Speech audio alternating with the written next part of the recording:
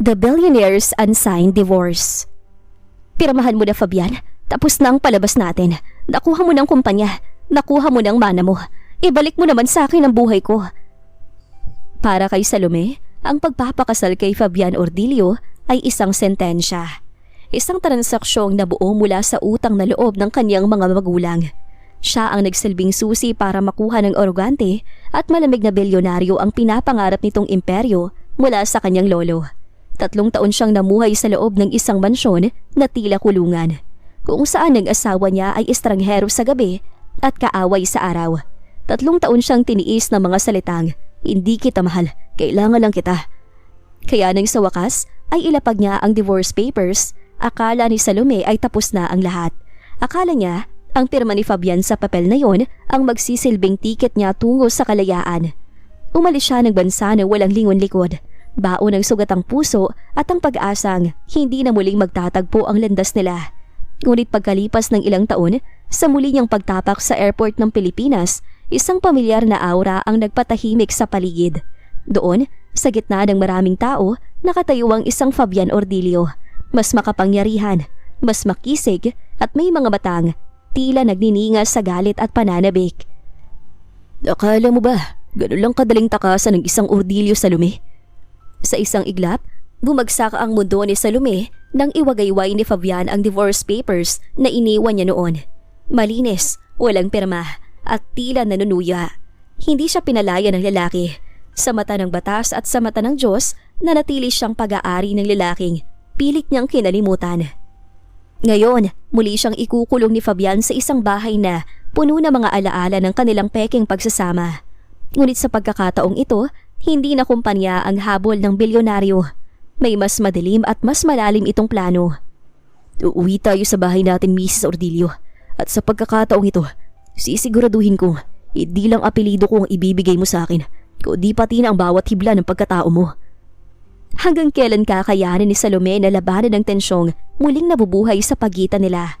At paano kung ang pagbabalik ni Fabian ay hindi pala para maghiganti, kundi para patunayang sa simulat sa pool pa lang, siya na ang tunay na nagmamay-ari ng puso ng bilyonaryo. Isang kwento ng pagsasakripisyo, obsession at pag-ibig na pilit itinago sa likod ng mga kontrata at kasinungalingan. Sa bawat yabag ni Salome sa makintab na sahig ng mansyon ng mga Ordilio ay tila ba mabigat na kadena na hila-hila niya. Sa loob ng 3 taon, nasanay na siya sa lamig ng paligid. Hindi dahil sa aircon, kundi dahil sa pakikitungo ng asawa niyang si Fabian. Sa hapong yon, nakaupo sila sa harap ni Don Manuel, ang lolo ni Fabian na siyang may hawak ng susi sa lahat ng yaman ng pamilya. "Your wife is very beautiful, iho. Parang isang anghel na bumaba sa lupa." Wika ng matanda habang ang mga mata nito ay nakatuon kay Salome. Pilit nang umiti si Salome. Ang ngiting yun ay tila isang maskara na binuo niya mula nang ikasal sila. "Salamat po, Lolo. Kayo rin po. Ang bait-bait niyo. Bakit kaya hindi naman ni Fabian yun?" Pabulong niyang biro, pero ang totoo ay may halong pait iyon. Natawa si Don Manuel, samantalang naramdaman ni Salome ang pagtigas ng katawan ni Fabian sa kanyang tabi. Ang lalaki ay nakatitig sa kanya. Ang mga mata nito ay kasing talim ng labaha. "May sinasabi ka ba, iha?" "Wala po, Lolo. Sabi ko po, maswerte si Fabian dahil may lolo siyang katulad ninyo." Lolo, we're sorry, but we need to go now. Marami pa akong tatapusin sa opisina." Biglang tayo ni Fabian. Halatang wala itong pasensya sa usapan. "Ayaw niyo ba magstay na muna dito? We have plenty of rooms. Pwede kayong mamili. Gabi na rin."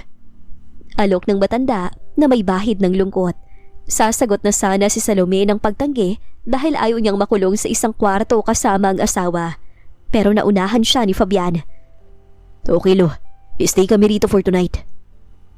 Halos mabilaukan si Salome sa narinig. Nang makaakyat na sila sa silid na inilaan para sa kanila, agad niyang nilak ang pinto at hinarap ang lalaki. "Baliw ka ba, Fabian? Alam mo nagpaalam ako kay nanay na uuwi tayo agad. Bakit ka pumayag?" "And you think I want this? Look, Salome, huwag kang assuming. Ayaw kitang makasama sa isang kwarto. Pero wala tayong choice. Mukhang inaalam pa ni Lolo kung totoo ang kasal natin. Huwag mong kalakalimutan na kailangan ko ang kumpanya ko. Para hindi tayo mapunta sa mga pinsan kong walang alam gawin kundi ang magwaldas." So gagamitin mo na naman ako? Gagamitin mo ang pagiging asawa ko para makuha ang gusto mo? Sumbat ni Salome. Ang kanyang boses ay nanginginig sa galit. Lumapit sa kanya si Fabian. Ang bango nitong amoy lalaki ay tila nananakop sa kanyang sistema. Di ba't yun naman ang deal? Bayad to sa lahat ng utang na magulang mo. You are here to play the part of a perfect wife. So play it well. I hate you. The feelings is mutual, Mrs. Ordilio. Malamig na tugon nito.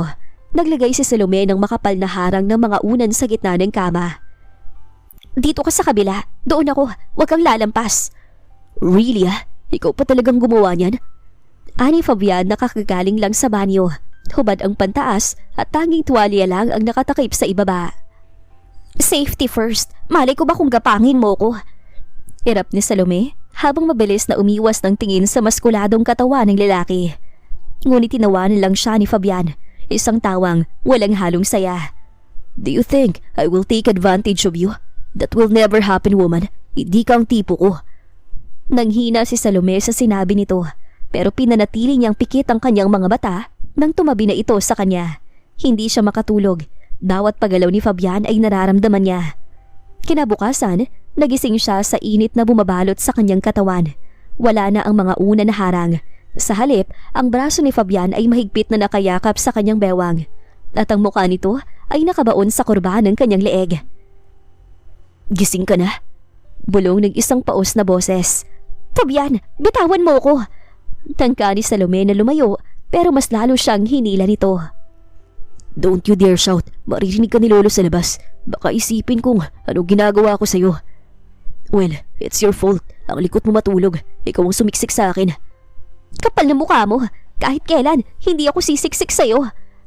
Asik ni Salome. Biglang pinihit ni Fabian ang katawan niya at mabilis siyang kinubabawan. Ang kanilang mga mukha ay pulgada na lang ang agwat. Subukan mo kong hamunin, Salome, at baka totohanin ko ang iniisip mo. Kasabay niyon ang biglang pagbukas ng pinto. I'm sorry, baka may gagawin kayo. Nakangiting sabi ni Don Manuel bago mabilis na isinara ang pinto. Naiwan silang dalawa sa ganoong posisyon. Nagbabaga ang mga tingin, puno ng tensyon at isang pusong hindi maipaliwanag kung bakit biglang bumilis ang tibok. Matapos ang nakakahiyang eksena sa kwarto, mabilis na lumayo si Fabian kay Salome. Walang bakas ng paghingi ng paumanhin sa mukha nito. Sa halip, isang malamig na sulyap lang ang ibinigay nito bago nagtuloy sa banyo. Naiwan si Salome na nakatulala sa kisame, habang ang puso niya ay tila gustong kumawala sa kanyang dibdib. Bakit kailangan maging ganito kahirap? Tanong niya sa sarili. Pagbaba niya sa engranding dining area para sa almusal, wala na si Fabian. Iniwan siya nito sa mansyon kasama ang kanyang lolo. Ang sabi ng kasambahay, maaga itong nagtungo sa opisina dahil may mahalagang meeting para sa merger ng kumpanya. Kairita talaga. Bulong ni Salome habang mag-isang nanonood ng TV sa sala. Pakiramdam niya ay isa siyang palamuti sa bahay na yon. Maganda tingnan pero walang silbi. Oh, hi there! Isang matalas at mapang-uyam na boses ang bumasag sa katahimikan. Napalingon si Salome at nakitang isang babaeng nakasuot ng mamahaling damit. Tila ba modelong naligaw sa mansyon. Ang tingin nito sa kanya ay mula ulo hanggang paa, puno ng panguhusga. I'm sure you don't know me, but I'm Gina, one of Fabian's cousins. Pagpapakilala nito habang hindi malang inaabot ang kamay. Isa ako sa mga hindi nakapunta sa wedding niyo. Well, wala naman kasi masyadong in-invite. Si Lolo lang. Masyadong mabilis ang kasal. Parang minadali. Ngumiti ng pilit si Salome. Alam niya ang tono na yon. Tonong mapanghamak. Pasensya na, Gina. Busy kasi ang lahat nun. Eksaktong lumabas si Don Manuel mula sa kusina. Gina, why are you here, apo? Masiglang bati ng matanda. Lumapit si Gina at nakipagbeso.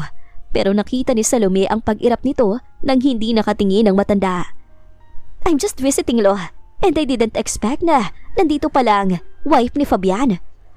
Binigyang diin ito ang salitang wife na tila ba isang malaking biro iyon.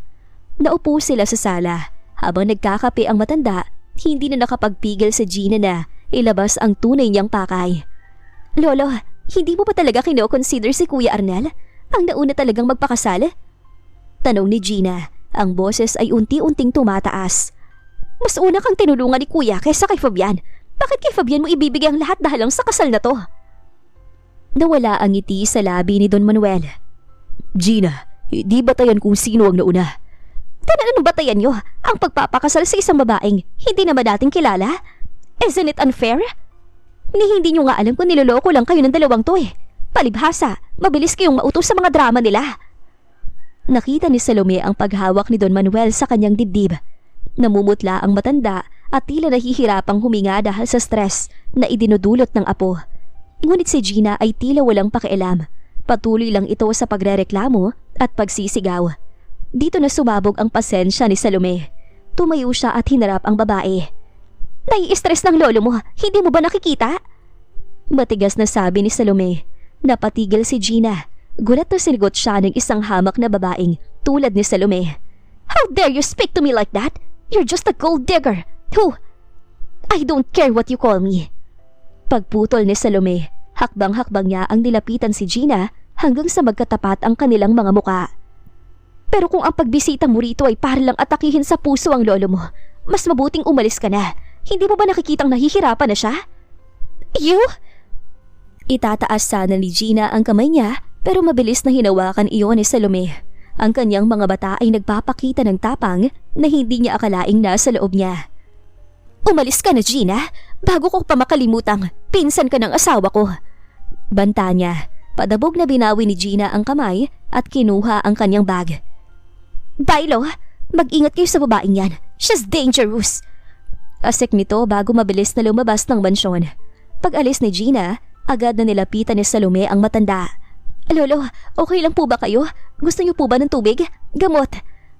Ngunit sa halip na makita ang isang matandang nangihina, nakita ni Salome ang isang malapad na ngiti sa labi ni Don Manuel.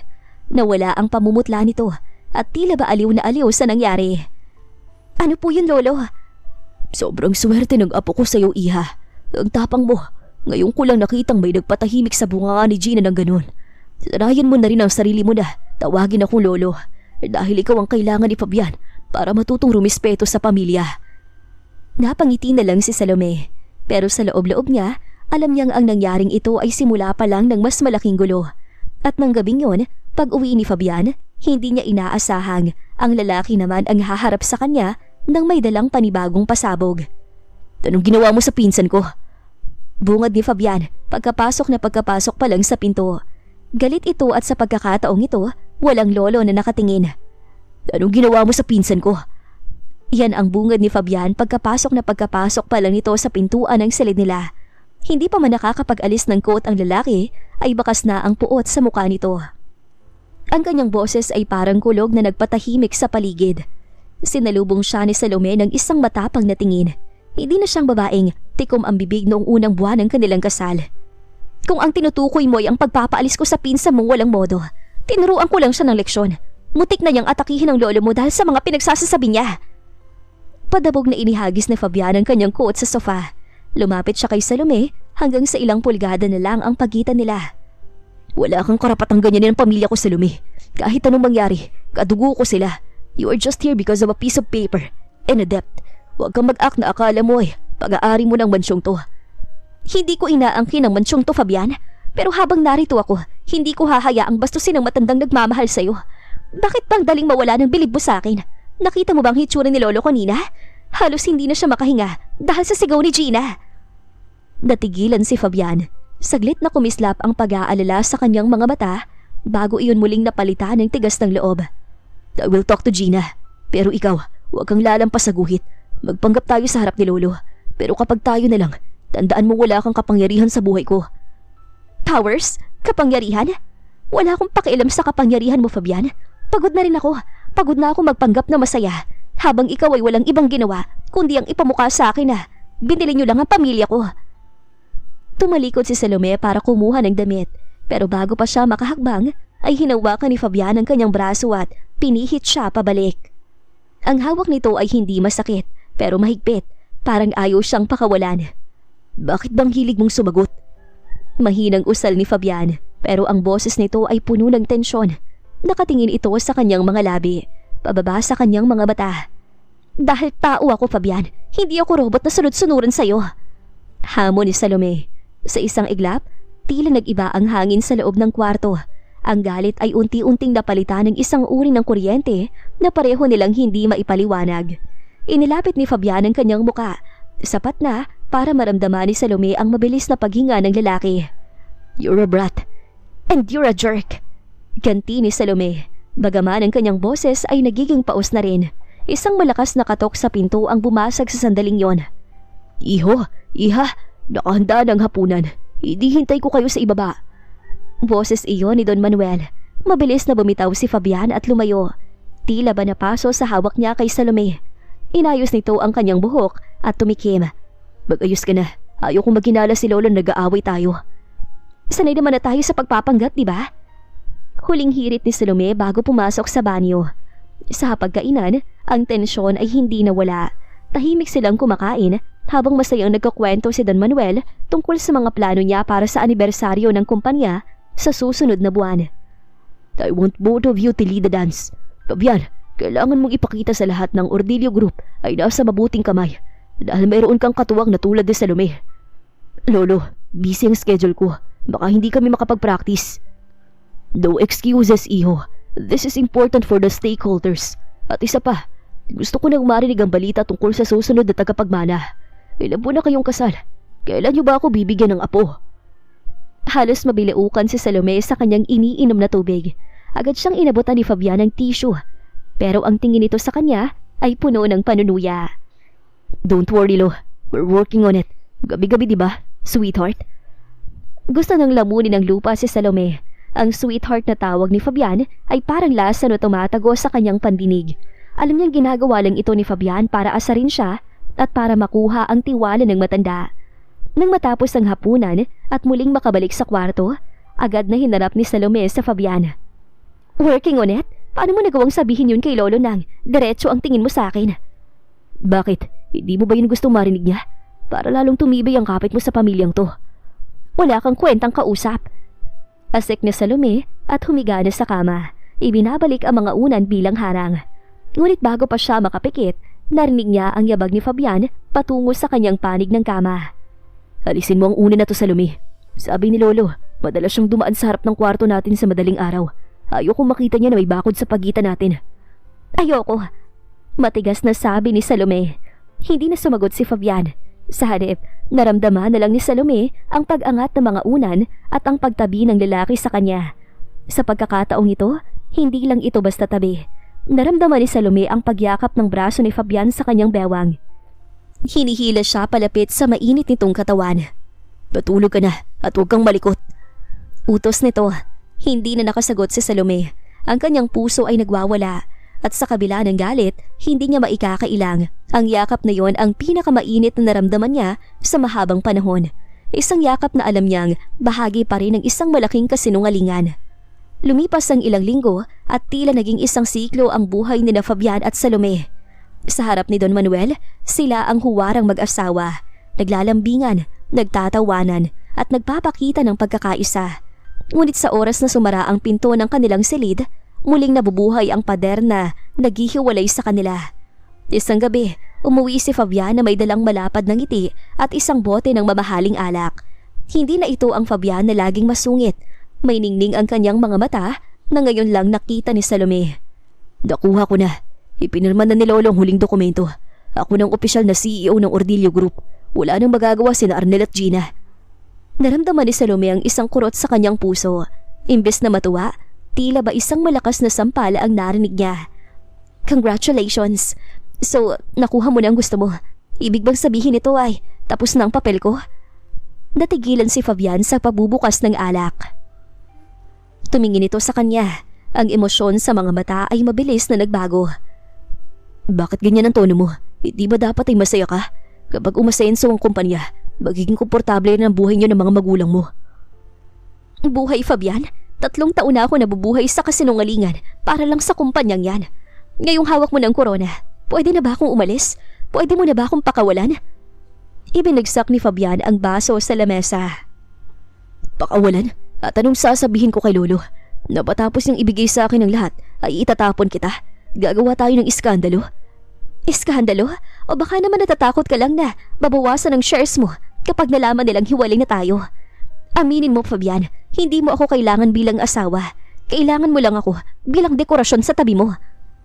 Lumapit si Fabian kay Salome. Ang kanyang aura ay naging mapanganib. Huwag mong subukan ng pasensya ko, Salome.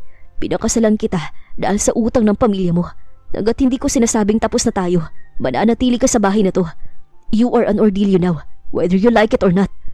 I'm a prisoner. Isang bilanggo na binayaran niyo para magpanggap. Hindi mo ba alam kung gaano kasakit manig araw-araw na hindi mo ko gusto? Na kailangan mo lang ako para sa pera? Para sa isang sandali, parang gustong humakbang ni Fabian para punasan ang luha ni Salome. Kumislap ang kanyang mga daliri. Tila ba nag-aalinlangan. Ngunit ang kanyang pride ang nanaig. Umiyak ka hanggat gusto mo, Salome. Pero bukas, kailangan naroon ka sa gala night ng kumpanya. Nakasuot ka ng pinakamahal na gown at nakangiti sa tabi ko. Huwag mo kong ipapahiya. Tumalikod si Fabian at lumabas ng kwarto. Iniwan si Salome na nakaluhod sa sahig at humihikbi. Doon niya naramdaman ang tunay na bigat ng gintong singsing sa kanyang daliri. Hindi ito simbolo ng pag-ibig. Ito ay simbolo ng pagkakatali niya sa isang lalaking ang puso ay gawa sa bato. Kinabukasan, ang gala night ay puno ng mga kilalang tao sa lipunan. Suot ni Salome ang isang kulay ubing gown na nagpatingkad sa kanyang kagandahan. Ngunit ang kanyang mga bata ay walang buhay. Smile, Salome. People are watching. Bulong ni Fabian habang mahigpit ang hawak sa kanyang bewang habang naglalakad sa red carpet. Sana masaya ka sa tagumpay mo, Fabian. Balik bulong ni Salome nang hindi tumitingin sa kanya. Habang nasa kalagitnaan ng event, lumapit sa kanilang isang magandang babae. Si Vanessa. Ang babaeng balita ay naging dahilan kung bakit matagal na ayaw magpakasal ni Fabian. Congratulations, Fabian. I knew you could do it. And this must be the wife. She's decent. Ani Vanessa, sabay tingin kay Salome nang may halong panunuya. Naramdaman ni Salome ang pagluwag ng hawak ni Fabian sa kanya. Parang bigla itong naging estatwa sa harap ng dating kasintahan. Sa sandaling yun, alam ni Salome ang sagot. Kahit nakuha na ni Fabian ang kumpanya, ang puso nito ay nasa ibang tao pa rin. Excuse me. Paalam ni Salome. Hindi na niya kaya ang plastikan. Nagtungo siya sa garden ng hotel para makahinga. Doon, sa ilalim ng malamig na hangin, muling pumatak ang kanyang mga luha. Ang tagumpay ni Fabian ay ang kanyang pinakamalaking pagkatalo. Ngunit hindi niya alam, sa di kalayuan, may isang pares ng mga mata ang nakamasid sa kanya. Mga matang puno ng pagsisisi at isang emosyong hindi pa kayang aminin ng bilyonaryong si Fabian Ordilio. Nanatili si Salome sa garden ng hotel. Hinahayaan ng malamig na hangin na tuyuin ang mga luha sa kanyang pisngi. Ang ingay ng tawanan at tunog ng mga baso mula sa loob ng ballroom ay tila ba musika ng kanyang sariling pagkatalo. Sa bawat takbang ni Vanessa kanina, naramdaman ni Salome ang sariling pagliit. Paano siya lalaban sa isang babaeng naging bahagi ng nakaraan ni Fabian na hindi niya kailanman masisilip. Umiiyak ka na naman. Mabilis na nag-angat ng tingin si Salome. Nakatayo si Fabian sa ilalim ng anino ng isang malaking puno. Ang mga kamay ay nasa loob ng bulsa ng kanyang trouser. Walang emosyon ang kanyang muka, pero ang titig niya ay tila sumisiyasat sa kaluluwa ni Salome. Bakit ka narito? Iniwan mong reyna mo sa loob? May pait na tanong ni Salome habang nagmamadaling pinunasan ng kanyang muka. Lumapit si Fabian. Ang bawat takbang nito ay puno ng otoridad. Si Vanessa ay bahagi ng business circle, Salome. Hindi ko siya pwedeng baliwalain. At huwag mong sabihin, nagsiselos ka. Dahil wala akong karapatan. Isang mapait na tawa ang kumawala sa mga labi ni Salome. Selos? Fabian, hindi selos ang nararamdaman ko. Pagod na ako. Pagod na ako magmukhang tanga sa harap ng mga tao mo. Habang ikaw, halos matunaw sa tingin sa babaeng yan. It was just a greeting.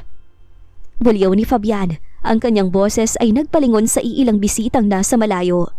Hinawakan niya na mahigpit ang braso ni Salome. Huwag kang gumawa ng eksena rito. Isipin mong sasabihin ni Lolo kapag nakita kang ganyan. Lolo na naman? Laging si Lolo. Nakuha mo na ang kumpanya, Fabian. Wala nang dahilan para ituloy pa ito. Bakit ba ayaw mo akong pakawalan? Sa halip na sumagot, mas lalong hinila ni Fabian si Salome palapit sa kanya. Ang kanilang mga dibdib ay nagkakadikita na. Dahil sa akin ka pa rin nakatali at hanggat suot mo ang apelido ko, susunod ka sa gusto ko. Bitawan mo ako, Fabian. Nasasaktan ako. Mahinang usal ni Salome. Bumitaw si Fabian, pero ang mga mata nito ay nanatiling madilim. Bago pa man sila makabalik sa loob, lumabas si Vanessa at diretsong lumapit sa kanila. May hawak na baso ng wine at may mapanuring ngiti. "Oh, am I interrupting something romantic?" Ani Vanessa. Tumingin siya kay Salome na tila ba isang insekto lang ito. "Fabian, your wife is quite emotional. Siguro ay hindi siya sanay sa ganitong karangyaan." Hinihintay ni Salome na ipagtanggol siya ni Fabian. Hinihintay niyang sabihin ito na asawa niya siya at dapat re-respetuhin. Pero nanatiling tahimik si Fabian. Tumitig lang ito kay Vanessa bago tumango. "She's tired, Vanessa. Mauna na kami." Malamig na sabi ni Fabian. Ang gabing yun ay natapos sa isang nakakabinging katahimikan sa loob ng sasakyan. Pagdating nila sa mansyon, hindi na nakapagpigil si Salome. Pagpasok sa kwarto, kinuha niya ang kanyang unan at kumot. "Saan ka pupunta?" "Sa kabilang kwarto ko matutulog. Ayoko na makasama ka." "No, dito ka lang."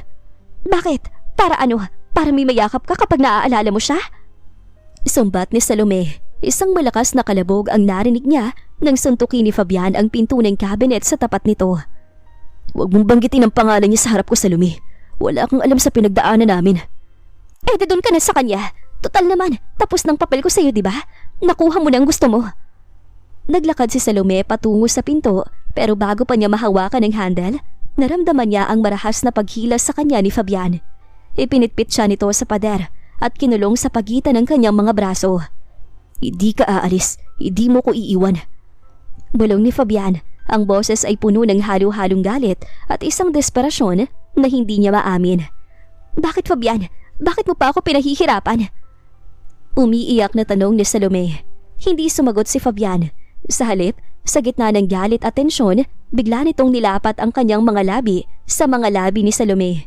Isang halik na puno ng pait, pag-aari at isang uri ng pangangailangang matagal nang itinago.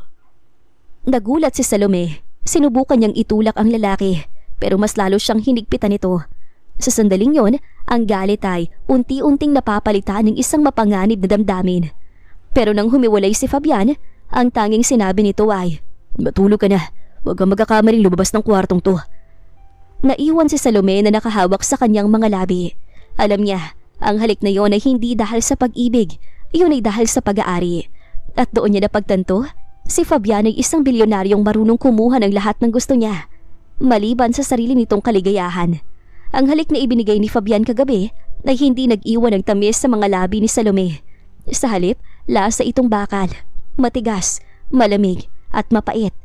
Habang pinagmamasdan niya ang mahimbing na tulog ng asawa sa madaling araw, tanging isang katotohanan nang nanaig sa kanyang isipan. Siya ay isang tropeyo na unti-unting nababasag. Dahan-dahang bumangon si Salome. Maingat ang bawat galaw niya. Tila ba isang magnanakaw sa sarili niyang silid. Kinuha niya ang maleta na itinago niya sa ilalim ng kama ilang linggo na ang nakakaraan. Doon, nakasilid ang iilang pirasong damit at ang pinakaimportanteng dokumento, ang divorce papers. Pinirmahan niya iyon sa ilalim ng liwanag ng buwan. Ang bawat letra ng kanyang pangalan ay tila patak ng dugo sa puting papel. Iniwan niya iyon sa ibabaw ng side table ni Fabian, katabi ng singsing na naging simbolo ng kanyang pagkakabilanggo. "Paalam, Fabian. Sana sa paggising mo, mahanap mo ang kaligayahang hindi ko naibigay dahil nakuha mo ng kumpanyang mas mahalaga sa iyo kaysa sa akin." Sa tulong ng isang kaibigan, mabilis na nakalabas si Salome ng mansyon. Hindi siya lumingon. Hindi niya hinintay na magising ang bilyonaryong kumuha ng 3 taon ng kanyang buhay. Pagdating sa airport, ang bawat takbang niya patungo sa boarding gate ay tila pagtanggal ng mabigat na pasan sa kanyang dibdib. Lilipad siya patungong ibang bansa. Lalayo siya sa bansang ito, sa pamilyang Ordilio, at sa lalaking kailanman ay hindi siya itinuring na tao. Pagkalipas ng 3 taon, ang hangin sa Ninoy Aquino International Airport ay pamilyar, mainit at malagkit. Ngunit si Salome ay hindi na ang babaeng umiyak at tumakas noon. Suot ang isang eleganteng puting suit at oversized sunglasses, naglalakad siya ng may kumpiyansa. Siya na ngayon ay isang matagumpay na freelance writer at consultant sa ibang bansa. Akala niya, sapat na ang 3 taon para mabaon sa limot ang lahat. Akala niya, dahil pumirma siya sa divorce papers, malaya na siya. Ngunit paglabas niya ng arrival gate, tila huminto ang mundo. Isang hilera ng mga lalaking nakasuot ang nakatayo. Tila ba may hinihintay na VIP. At sa gitna nila, nakasandal sa isang itim na Rolls Royce ay ang lalaking madalas pa ring bumisita sa kanyang mga panaginip. Si Fabian Ordilio. Mas naging makisig ito, mas malalim ang mga tingin at mas nakakatakot ang aura. Nang magtagpo ang kanilang mga mata, hindi nakakita si Salome ng galit. Nakakita siya ng isang mapanganib na uri ng pananabik. Fabian? Welcome home, Mrs. Ordilio. Malamig at paos na sabi ni Fabian. Lumapit ito sa kanya. Ang bawat takbang ay nagpapabilis ng tibok ng puso ni Salome. Anong ginagawa mo rito? Paano mo nalaman? Utal na tanong niya habang sinusubukang lumayo. Ngunit bago pa siya makahakbang, hinawakan ni Fabian ang kanyang braso. Ang pamilyar na hawak na, tila nagsasabing hindi siya makakatakas. Inilabas ni Fabian ang isang dokumento mula sa kanyang bulsa. Nanlaki ang mga mata ni Salome. Ang divorce papers na iniwan niya 3 taon na ang nakakaraan, malinis ang bahagi ng pirma ni Fabian. Walang tinta, walang pag-aproba.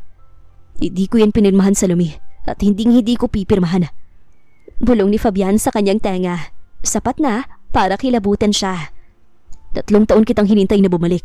Ngayong narito ka na, wala ka ng kawala. Fabian, hiwalay na tayo. Pumirma ako. Sigaw ni Salome. Pilit na kumakawala. Sa mata ng batas, asawa pa rin kita. At sa pagkakataong to, hindi lang kumpanya ang kukunin ko sa'yo. Isang mapang-uyam na ngiti ang sumilay sa mga labi ng bilyonaryo. Uuwi na tayo sa bahay natin, Salome. Marami tayong dapat pag-usapan. Binuhat siya ni Fabian na parang isang sako ng bigas sa harap ng maraming tao sa airport. Walang nagawa si Salome kundi sumigaw. Habang ang bilyonaryong akala niya ay kinalimutan na siya, ay mas lalo siyang hinigpitan. Ang pagbabalik niya sa Pilipinas ay hindi pala simula ng kanyang bagong buhay. Ito pala ang simula ng mas matinding pagkakakulong sa ilalim ng mga kamay ni Fabian Ordilio. Mabilis ang bawat pag-ikot ng gulong ng sasakyan habang binabagtas nila ang daan patungo sa isang pamilyar ngunit bagong lugar. Sa loob ng marangyang kotse, nakakabingi ang katahimikan. Nakatingin lang si Salome sa labas ng bintana. Pilit na itinatago ang panginginig ng kanyang mga kamay. Hindi yun ang daan pa uwi kina nanay. Sa wakas ay naisatinig ni Salome. Ang kanyang boses ay may halong kaba. Dahil hindi ka doon uuwi, Salome. Tipid na sagot ni Fabian. Nakatuon lang ang paningin nito sa kanyang tablet. Tila ba abalang-abala sa trabaho, pero ang aura nito ay nananatiling nakatuon sa babaeng katabi. Fabian, ano ba? May tinuluyan akong hotel. Ibaba mo ko rito. Singhal niya at sinubukang buksan ang pinto. Ngunit mabilis na tumunog ang automatic lock. Lumingon si Fabian sa kanya. Ang mga mata nito ay malamig at madilim. Parang dagat na nagbabantay ng isang bagyo. 3 taon ka nang wala, Salome. Sa tingin mo ba ay hahayaan pa kitang matulog sa kung saang hotel lang? You are going home with me. Sa bahay natin. Nang huminto ang sasakyan, tumambad sa kanyang isang modernong mansyon sa gitna ng isang eksklusibong subdivision. Mas malaki ito kaysa sa buhay nila noon at mas protektado ng matataas na pader at mga security guard. Uuwi na daw ako sa bahay natin? Fabian, hindi na to ang bahay natin. Wala na tayong tayo. Sigaw ni Salome nang buksan ni Fabian ang pinto para sa kanya. Hanggat hindi ko pinipirmahan ang papel na yun, asawa pa rin kita. Buliyaw ni Fabian pabalik. Hinawakan niya ang bewang ni Salome at puresahang iginiya papasok sa loob. Pumasok ka, bago ko pa makalimutang, maraming tawong nakatingin. Pagpasok sa loob, namangha si Salome. Ang bawat dekorasyon, ang kulay ng mga dingding at maging ang mga paborito niyang bulaklak sa florera, lahat ay tila binuo base sa kanyang panlasa. Ngunit sa halip na matuwa, nakaramdam siya ng takot. Bakit? Bakit ganito ang ayos ng bahay na ito? I built this for you. 3 taon ko itong binuo habang hinahanap kita sa bawat sulok ng mundo. Akala mo ba ganun lang kadaling takasan ng isang Ordilio? I spent billions just to track your location in Europe. You're crazy! Stalker ka na ba? Hindi mo ko pag-aari, Fabian. Pinirmahan ko ang divorce papers dahil nakuha mo na ang kumpanya. Bakit hindi mo pa ako pakawalan? Doon ka na kay Vanessa. Sa pagbanggit ng pangalan ni Vanessa, biglang nag-iba ang ekspresyon ni Fabian. Sa isang iglap, nasadlak si Salome sa pader habang nakakulong sa pagitan ng mga braso ng lalaki. Ang init ng katawan ni Fabian ay tila sumusunog sa kanyang balat. Huwag mong babanggitin ang babaeng yun. Siya ang pinakamalaking pagkakamali ko, Salome. Pero ang pagpapakawala sa'yo, yun ang hindi ko gagawin. Not now, not ever. Nasasaktan ako, Fabian. Bitawan mo ko! Pilit na kumakawala si Salome pero mas lalong dumiin ang lalaki. You smell the same. 3 taon akong hindi nakatulog ng maayos dahil wala ka sa tabi ko. Sa tingin mo ba hahayaan pa kitang makaalis pagkatapos ng lahat? I hate you! I hate you so much! Hikbi ni Salome. Ang kanyang tapang ay unti-unting tinutunaw ng pamilyar na kuryenteng dulot ng haplos ni Fabian. Then hate me. Sagot ni Fabian bago marahas na sinakop ang mga labi ni Salome.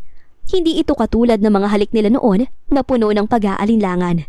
Ang halik na ito ay puno ng paghihiganti, pananabik at isang uri ng pag-ibig na nakatago sa likod ng obsesyon. Pilit na lumalaban si Salome pero ang kanyang traidor na katawan ay nagsisimula ng tumugon sa bawat galaw ni Fabian. Nang humiwalay ang lalaki, kaapos sila habol ang hininga. Dito ka lang, Salome. Kahit gawin ko pang kulungan ng bahay na to, hindi ka na makakaalis. Iniwan siya ni Fabian na nakatulala sa gitna ng sala habang naririnig ang tunog ng paglock ng lahat ng pinto sa mansyon. Doon na pagtanto ni Salome. Ang pagtakas niya noon ay pansamantala lang pala. Dahil sa pagkakataong ito, ang bilyonaryong si Fabian Ordilio ay hindi nahihinto hanggat hindi niya nakukuha ang lahat, pati na ang puso ni Salome na pilit niyang ipinagdadamot. Ang bawat sulok ng mansyon ay tila may mga mata. Sa loob ng 3 araw na pananatili ni Salome sa bagong bahay nila, nalaman niyang hindi biro ang seguridad na inilagay ni Fabian. Ang mga bintana ay gawa sa shatterproof glass. Ang mga pinto ay may biometric locks at may mga security personnel na nakabantay sa bawat kanto ng bakod. Kain na, Mrs. Ordilio. Napatingin si Salome kay Fabian na kalmado lang na nagbabasa ng dyaryo sa dulo ng mahabang lamesa. Ang boses nito ay parang walang nangyaring kidnapping sa airport. Huwag mo kong tawaging Mrs. Ordilio. Ang kapal na mukha mong ikulong ako rito. Asik ni Salome. Itinulak niya ang plato ng pagkain na inihanda para sa kanya. Ibinaba ni Fabian ang dyaryo at tinitigan siya ng matalim. Dagat hindi mo nauubos ang pagkain mo, hindi tayo lalabas ng kwartong ito. At huwag mong isiping makakatakas ka sa pamamagitan ng pagpapagutom. I can feed you myself, Salome. Alam mo kung paano ko magpumilit. Namula ang pisngi ni Salome sa pahiwatig nito. Wala siyang nagawa kundi kumain ng padabog. Ngunit sa likod ng kanyang isipan, may nabubuo na siyang plano. Noong isang gabi, napansin niyang may 1 oras na nagpapalit ng shift ng mga guard sa likod na bahagi ng garden, malapit sa generator room. 10 minutong window na walang nakatingin. Nang sumapit ang madaling araw, habang mahimbing ang tulog ni Fabian na sa pagkakataong ito ay nakayaka pa rin na mahigpit sa kanyang bewang, dahan-dahang gumalaw si Salome. Halos hindi siya humihinga habang inaalis ang braso ng lalaki. Salome! Ungol ni Fabian sa pagtulog pero hindi ito nagising. Dali-daling kinuha ni Salome ang kanyang maliit na bag na itinago niya sa ilalim ng cabinet. Suot ang itim na hoodie, dumaan siya sa balkonahe. Ginamit niya ang mga baging ng mga halaman para makababa sa garden. Ang bilis ng tibok ng puso niya ay parang tambol na naririnig sa buong paligid. Nakarating siya sa likod ng bakod. Nakita niya ang generator room. Konti na lang. Bulong niya sa sarili. May nakita siyang ladder na naiwan ng mga maintenance worker. Isinandal niya ito sa pader at mabilis na umakyat. Ngunit bago pa man siya makatalon sa kabilang panig, isang malakas na searchlight ang tumama sa kanyang muka.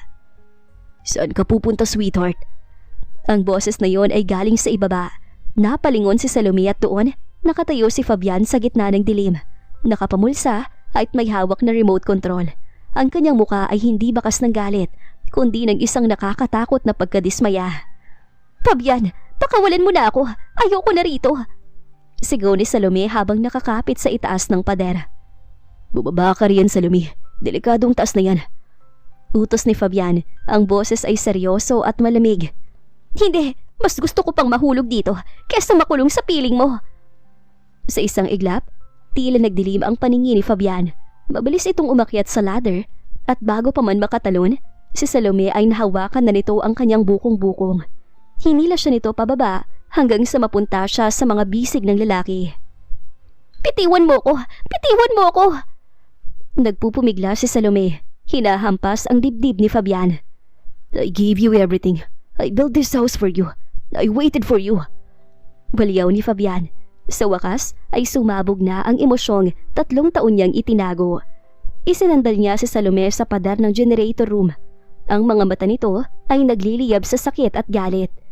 Bakit bang daling talikuran sa'yo ng lahat? Bakit ang dali mong iwan ako? Dahil hindi mo naman ako mahal, Fabian. Kailangan mo lang ako dahil ako ang asawa mo sa papel.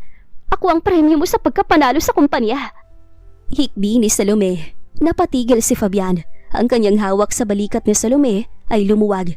Ang kanyang paghinga ay naging mabigat. Hindi mo ba talaga nakikita, Salome? Ang kumpanya, nakuha ko na yun bago ka pa umalis. Pero bakit hindi ako naging masaya? Bakit bawat gabi ikaw ang hinahanap ko? Hindi kita kinulong dahil sa papel, Salome. Kinulong kita dahil hindi ko kayang makitang may kasama kang iba. Dahil nung nawala ka, doon ko lang na-realize na ikaw lang ang kaisa-isang bagay na hindi ko kayang palitan ng pera. Nagulat si Salome. Ang pag-amin na yon ay ang huli niyang inaasahan mula sa isang Fabian Ordilio. Ngunit bago pa siya makasagot, narinig nila ang pagdating ng isang sasakyan sa harap ng mansyon. Isang mabilis na katok at boses ng isang babae ang narinig. Fabian, I know you're hiding her there. Buksan mo ang pinto. Si Vanessa.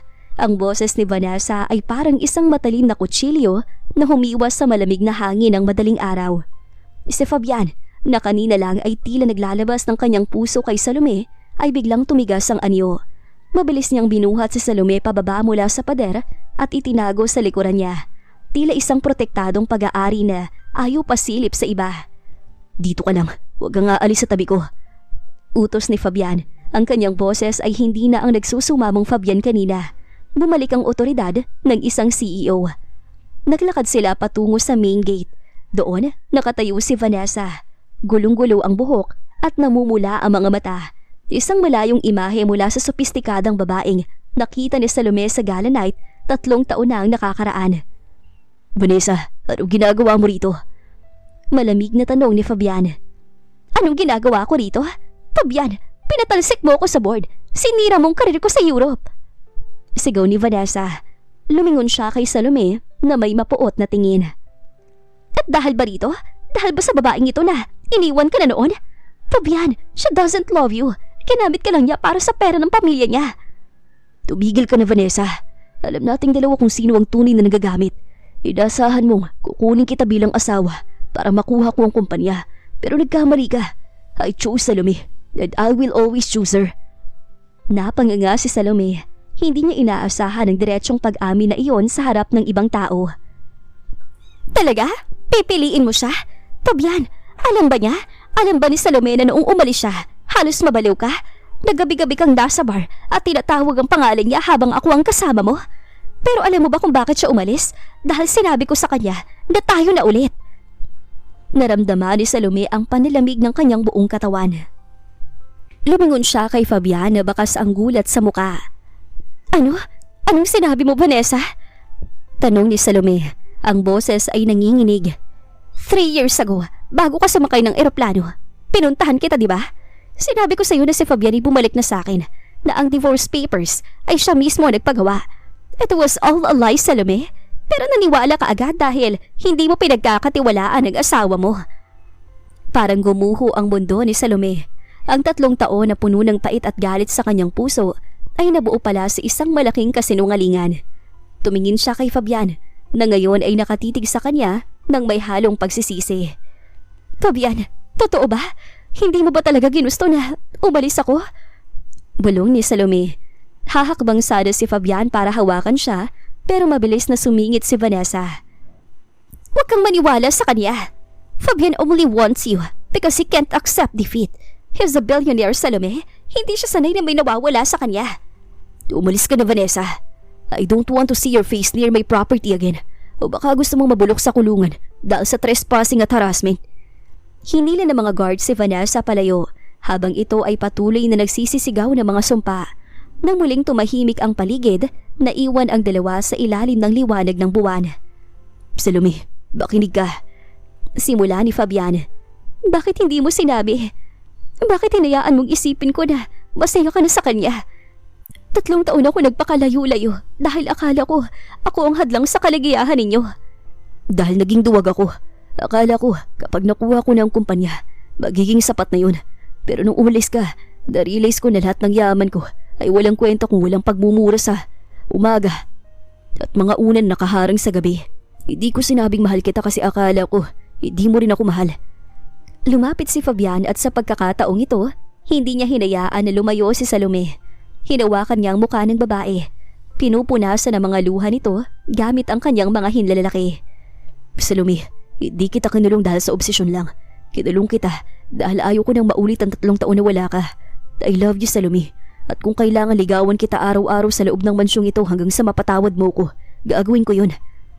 Napatigil si Salome sa paghikbi. Ang I love you ni Fabian ay hindi katulad ng mga utos nito. Iba ang tono nito, puno ng katapatan at pangungulila. Pero, ikinulong mo ko sa airport. Nakangusong sumbat ni Salome, bagaman ang kanyang galit ay unti-unti nang natutunaw. Dahil natatakot akong sumakay ka ulit ng eroplano at hindi na bumalik. I'm sorry, sweetheart. I promise, starting today, hindi na ito kulungan. Ito nang tahanan natin. But first, ano? Kailangan nating ayusin ang divorce papers mo. Kasi sa susunod na pipirma ka, sa marriage contract na ulit natin yun. Yung totoo na, walang kontrata, walang utang na loob. Pure love. Ang umagang sumunod sa pagdalaw ni Vanessa ay hindi katulad ng mga nakaraang araw. Wala na ang tensyon ng pagtakas. Sa halip, isang malalim na pag-uusap ang naganap sa pagitan ni na Fabian at Salome sa balkonahe ng mansyon. Hindi ko akalaing magagawa yun ni Vanessa. 3 taon ako namuhay sa galit, Fabian. Akala ko, pinagtatawanan mo lang ako habang kasama mo siya. Lumapit si Fabian at tumayo sa likuran ni Salome. Hindi niya ito niyakap ng marahas. Sa halip, marahan niya itong ipinatong ang kanyang mga kamay sa balikat ng asawa. Kasalanan ko rin. Hinayaan kong isipin mo na ang kumpanya lang ang mahalaga sa akin. Masyado ako naging kampante na dahil asawa kita sa papel. Hindi mo ko iiwan. Pero bakit ngayon lang, Fabian? Bakit kailangan mo pa akong kidnapin sa airport para lang sabihin ito? Lumingon si Salome. May bakas pa rin ang hinanakit sa kanyang mga mata. Dahil nung nalaman kong babalik ka, natakot ako. Pag-amin ni Fabian, ang bilyonaryong laging may sagot sa lahat ay tila nawawala ng salita. Natakot ako na baka may iba ka na. Natakot ako na baka kapag nakita mo ko, pandirihan mo lang ako. Ang pagkulong ko sa'yo, yun lang ang parang alam ko para hindi ka mawala sa paningin ko. It was wrong. I know. I'm a mess without you, Salome. Hindi nakasagot si Salome. Nakikita niya ang katapatan sa mga mata ng lalaki. Isang bagay na hindi niya nakita noong unang 3 taon ng kanilang kasal. Ngunit ang kanilang sandali ay naputol nang dumating ang isang pamilyar na sasakyan, ang itim na Mercedes ni Don Manuel. Lolo? Bulong ni Salome. Bigla siyang kinabahan. Alam ng matanda na naghiwalay sila. Paano nito tatanggapin na narito siya ulit at tila kinulong ng sariling apo? Pumasok ang matanda sa sala. Dala ang kanyang tungkod. Kasunod nito ang mga magulang ni Salome na bakas ang pag-aalala sa kanilang mga muka. Anong ibig sabihin ito, Fabian? Seryosong tanong ni Don Manuel. Tumingin ito kay Salome. Iha, balita ko dinala ka rito ng apo ko ng labag sa loob mo. Totoo ba yun? Tumingin si Salome kay Fabian. Nakita niyang huminga ng malalim ang lalaki at humakbang sa harap ng matanda. Lolo, nanay, tatay, ako po may kasalanan. Panimula ni Fabian. Yumuko ito. Isang bagay na hinding-hindi gagawin ng isang Fabian Ordilio sa harap ng kahit sino. I forced her to stay. I was selfish. I didn't want to let her go because I realized too late that I love her more than the company I worked so hard for. Nagulat ang mga magulang ni Salome. Iho, alam naming may utang na loob kami sa inyo, pero hindi tama na pilitin si Salome. Wika ng tatay ni Salome. Hindi na to tungkol sa utang na loob dito. Gusto ko pong formal na hingi ng kamay ni Salome, hindi bilang pambayad sa utang, kundi bilang babaeng gusto kong pakasalan ng totoo. I am willing to give up my position in the company if that's what it takes to prove my sincerity. Nanlaki ang mga mata ni Don Manuel. Ibibigay mo ang kumpanya para sa isang babae? Ang tagal mong ipinaglaban yan sa mga pinsan mo, Fabian. Ang kumpanya'y gusali at pera lang, lo. Pero si Salome, siya ang buhay ko. I'd rather be a commoner with her than a billionaire without her. Matapang na sagot ni Fabian. Doon na pangiti ang matanda. Tinapik nito ang balikat ng apo. Sa wakas, natuto ka ring unahin ang puso kaysa sa pride. Yan ang hinihintay kong marinig sa iyo bago ko tuluyang ibigay ang lahat ng shares ko sa iyo. Lumingon si Don Manuel kay Salome. Ano sa tingin mo, Iha? Bibigyan mo ba ng isa pang pagkakataon ang tarantadong apo ko? Tumingin si Salome sa kanyang mga magulang na nakangiti na ngayon. At pagkatapos ay kay Fabian na naghihintay ng kanyang hatol. Ang galit na matagal niyang kinimkim ay tila tuluyan ng natunaw. Hindi ko pa siya napapatawad ng buo, pero payag akong manatili. Hindi dahil sa pader na ito, kundi dahil gusto kong makita kung hanggang saan ang paninindigan ng bilyonaryong ito. Isang malapad na ngiti ang sumilay sa mga labi ni Fabian. Sa harap ng kanilang pamilya, hindi na niya napigilan ang sarili. Binuhat niya si Salome at inikot dahil para mapatali at mapatawa ang babae. I won't let you down, Mrs. Ordilio. See to it, Mr. Ordilio. Sagot ni Salome habang ang kanyang puso ay sa wakas ay nakaramdam na ng tunay na kapayapaan. Ang mansyon na dati ay tila isang malamig na kulungan para kay Salome ay napuno na ngayon ng init at buhay. Wala na ang mga gwardyang nakabantay sa bawat kilos niya. Sa halip, ang mga bulaklak at dekorasyon para sa muli nilang pagpapakasal ang nagkalat. Ngunit sa likod ng saya, alam ni Salome na hindi lahat ay natutuwa sa kanilang muling pagsasama. Sigurado ka na ba rito, Fabian? Tanong ni Salome habang pinapanood ang asawa na nagsusulat ng mga pangalan sa kanilang guest list. Hindi mo kailangan gawin tong engrande. Sapat na sa akin ang isang simpleng seremonya lang. Tumayo si Fabian at lumapit sa kanya. Hinawakan nito ang kanyang mga kamay at hinalikan ng kanyang mga daliri. Noong una tayong ikinasal, ginawa natin yun para sa ibang tao, para sa utang, para sa kumpanya, para sa mga magulang natin. Pero sa pagkakataong ito, Salome, gusto kong makita ng buong mundo na ikakasal ako sa iyo dahil ikaw ang pinakamahalagang kayamanan ko. I want to give you the wedding you've always dreamed of. Napangiti si Salome, pero ang katahimikan nila ay nagulo nang biglang pumasok ang isang tauhan ni Fabian. Sir, may problema po sa labas. Si Ma'am Gina at Ma'am Vanessa, nagpipilit po silang pumasok. Nagkatinginan sina Fabian at Salome. Tila ba hindi talaga susuko ang mga anino ng nakaraan hanggat hindi sila nakakagawa ng huling gulo. Tayaan mo sila. I'll handle this. Sasama ako. Hindi na ako ang Salome na tatakbo at iiyak na lang. Paglabas nila sa tarangkahan, tumambad sa kanila ang dalawang babaeng tila nawala na ng katinuan dahil sa inggit. Si Gina, nagalit pa rin dahil nawala ng kontrol sa mana. At si Vanessa, na hindi matanggap ang kanyang pagkatalo. Fabian, akala mo ba ihahayaan namin kayong maging masaya? Sigaw ni Gina. Ang babaeng yan ay pinalaki sa hirap. Sisirain lang niya ang reputasyon ng mga Ordilio. Lolo is blinded by her fake kindness.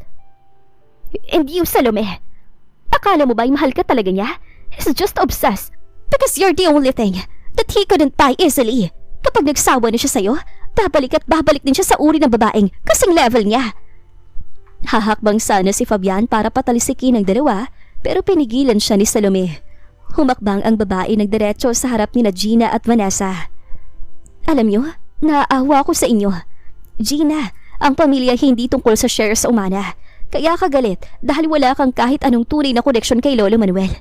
At ikaw naman, Vanessa, sinabi mo na ang lahat ng kasinungalingan. Sinira mo na ang 3 taon ng buhay ko. Pero heto pa rin ako, sa tabi ni Fabian. Hindi mo kailanman maiintindihan kung bakit ako ang pinili ni Fabian. Dahil lang nakikita mo lang sa kanya ay ang pera at ang kapangyarihan niya. Pero ang nakikita ko, ang lalaking marunong magmahal sa kabila ng pagiging bilyonaryo niya. Kaya kahit anong sigaw niya rito, hindi niyo na kami mababasag. Get out!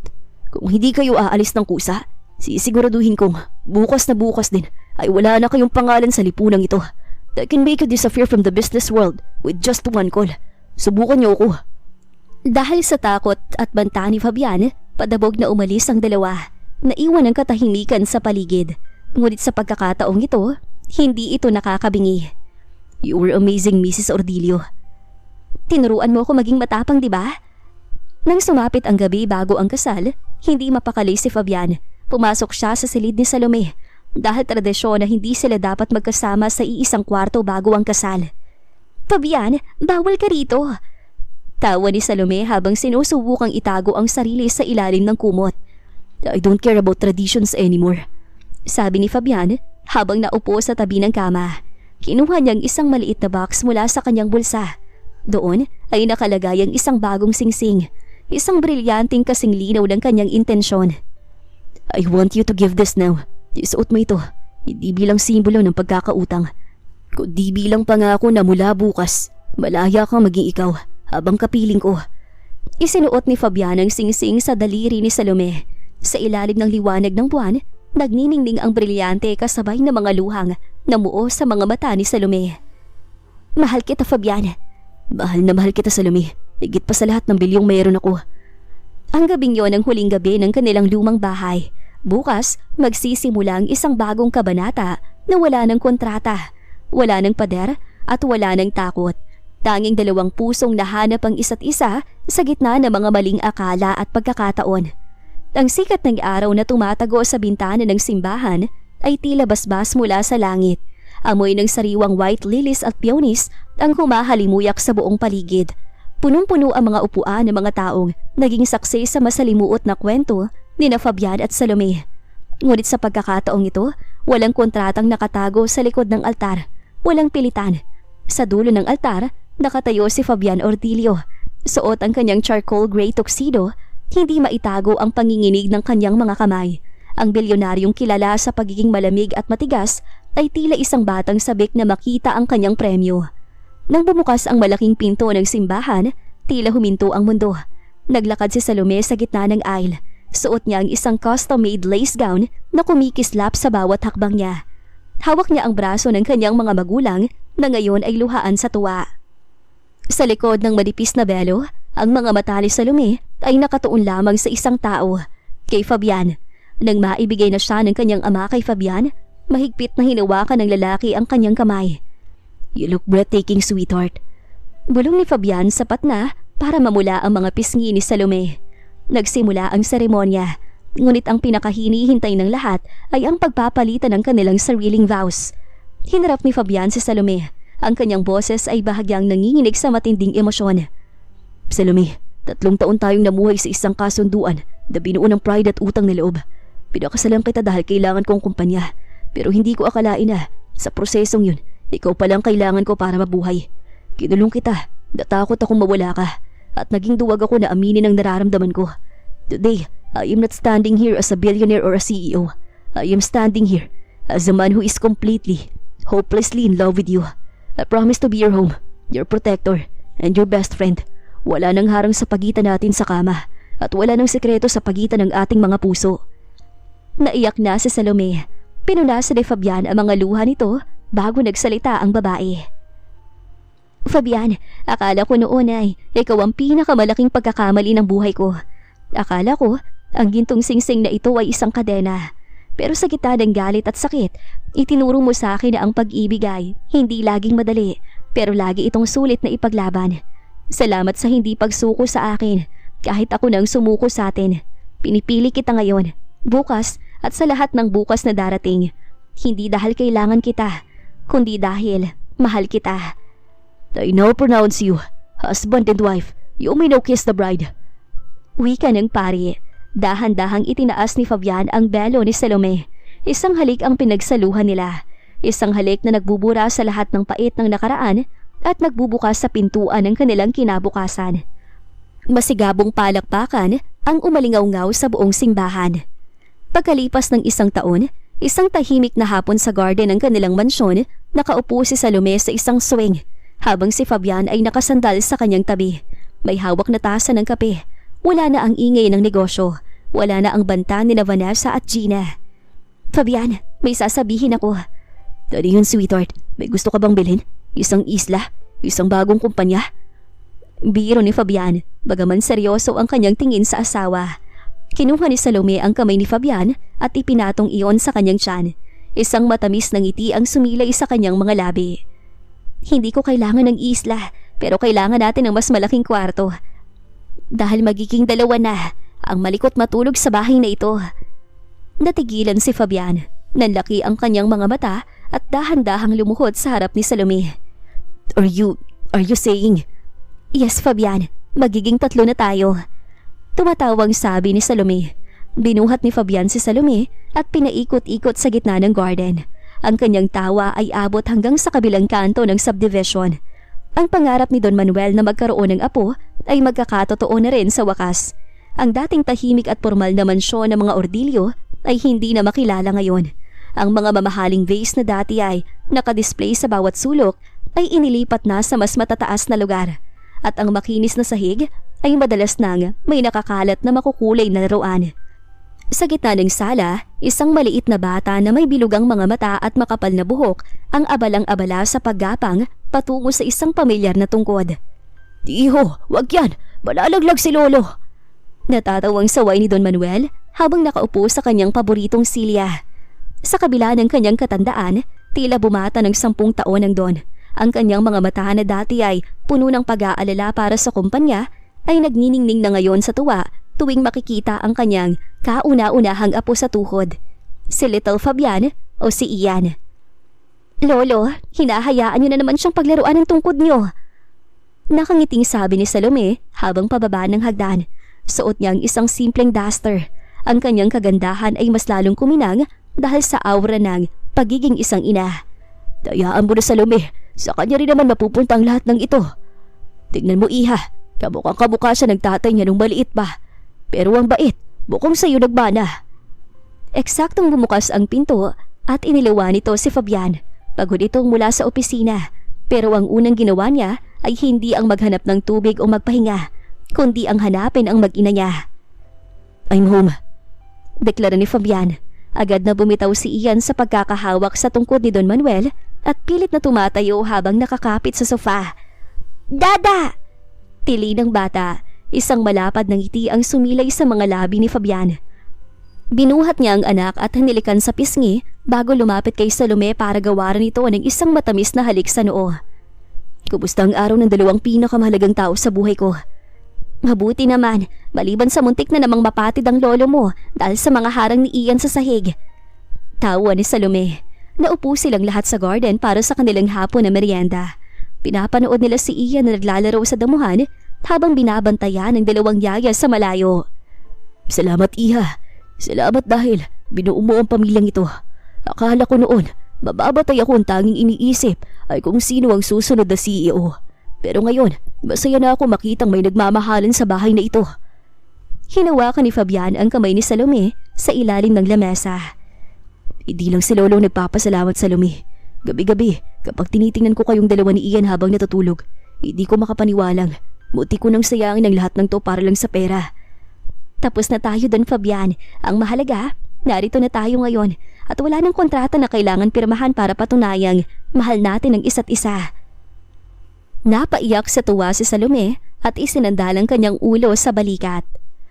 Sa di kalayuan, narinig nila ang malakas na tawa ni Ian habang hinahabol ang isang paru-paro. Wala nang harang, wala nang pader. Ang gintong kulungan noon ay naging isang paraiso na ngayon. Dahil sa dulo ng lahat, ang pinakamalaking tagumpay ng isang bilyonaryo ay hindi ang makuha ang pinakamalaking kumpanya, kundi ang makuha ang matamis na oo ng babaeng bumuo sa kanyang pagkatao. Dito nagtatapos ang kwento ng bilyonaryong natutong magmahal at ng babaeng nahanap ang kanyang kalayaan sa piling ng lalaking dati ay kanyang kinalaban. Dahil sa dulo ng lahat, ang tunay na yaman ay hindi matatagpuan sa bangko, kundi sa bisig ng taong handang manatili